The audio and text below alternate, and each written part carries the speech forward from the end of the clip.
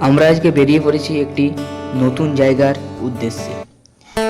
সেই জায়গাটি একটি রেস্টুরেন্ট, যেখানে রয়েছে আদিযোগীর মূর্তি, রয়েছে গ্রাম্য পরিবেশ, এছাড়াও রয়েছে বিভিন্ন মন্দির, রয়েছে গোশালা, আর সেখানে থাকতে গেলে রুম ভাড়াও পাওয়া যায়। আমরা এখন ঢুকে পড়েছি আমাদের গন্তব্যস্থলে, অর্থাৎ নিধি বনে। তো দেখা যাক ভিতরের ইন্টেরিয়ারগুলো কীরকম। এই ভিডিওতে সেরকম কোনো ক্লিপ নেই, তাই কিছু সিনেমাটিক ক্লিপ শেয়ার করলাম।